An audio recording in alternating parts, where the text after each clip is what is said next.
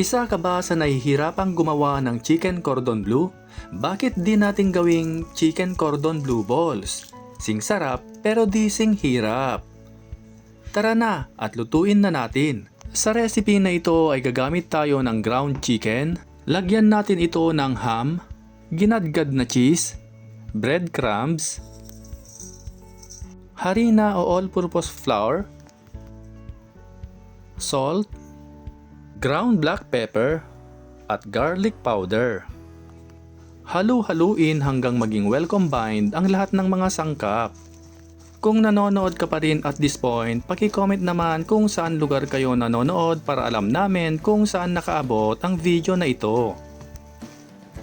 Pagkatapos ay kumuha ng 1 scoop at lagyan natin ito ng cheese. Kahit na anong klase ng cheese ay pwede. Pagkatapos ay hulmahin natin ito ng pabilog.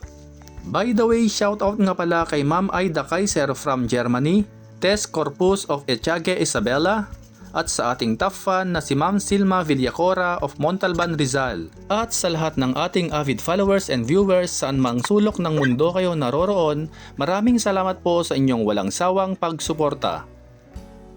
Para naman sa ating breading, gagamit tayo ng 2 itlog na binatil at breadcrumbs. Isawsaw muna natin ito sa itlog bago natin i-coat o i-roll sa breadcrumbs.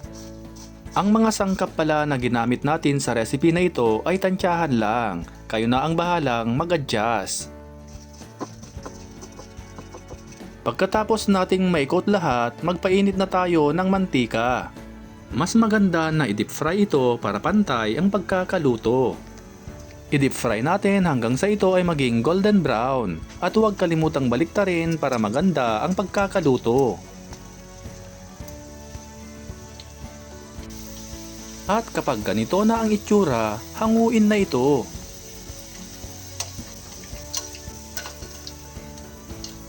Ihanda na natin at kainan na. Para naman sa kanyang dipping sauce, kayo na ang bahala. Pero ang ginamit ko dito ay pinagmix ko lang ang ketchup at mayonnaise. Mas pinadali at pinasimpleng cordon bleu without compromising its taste. Bukod sa masarap na, ay napaka-crunchy pa na siguradong magugustuhan ito ng buong pamilya. Pwede itong pang-ulam, pang-merienda at pang-baon ng mga bata. Kaya ano pang hinihintay nyo mga kanoypi? I-share at itag mo na ito sa mga friends and families mo para lahat tayo ay happy. Maraming salamat po sa panonood at walang sawang pagsuporta. Hanggang sa muli!